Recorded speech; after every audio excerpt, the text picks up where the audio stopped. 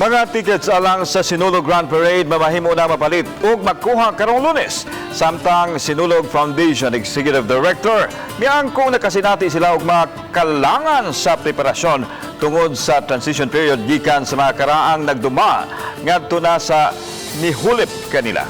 Si Luan Mirondina sa report. Sama sa nangaging mga katuigan, walay pagsaka sa presyo sa tickets alang sa Sinulog Grand Parade. Ang green o pink bleachers sa grandstand sa Cebu City Sports Center okupahan sa mga nakapalit sa tag 1,000 pesos nga ticket. Samtang ang yellow bleachers tag 1,500 ug tag 2,500 usab ang blue bleachers. Apan sukwahi sa nangaging tuig, inay ID ang hitsura sa tickets, karon usa kini ka wristband ug may mga security features aron dili daling makopya. Nanay picture sa wristbands, but we cannot release it. Kinaamanggod ang barcode o ang QR code.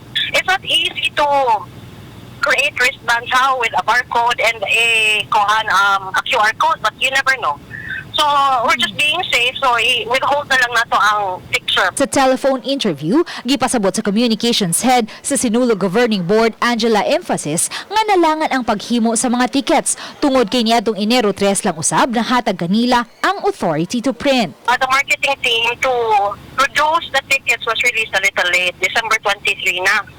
And then it did not end with the MOA because there has to be an authority to print pa daw. So the authority to print was released on January 3. So mga January 4 pa sila nagasugod og print. Gidasunan usab kini ni Sinulog Foundation Executive Director Jojo Labella. There were some internal mga kalangan nga internal actually which hindi na kinahanglan natin elaborate, no, but what we did now is overcome and really double time the effort to accomplish all the scheduled activities and accomplished things that should be done in the preparation. Karong hapon na ang opening salvo sa Sinulog 2020. Apan ganihang buntag padayon pa ang pag-setup sa stage, samtang padayon usab ang pag-practice sa mga dancing contingents. Everybody's working out, the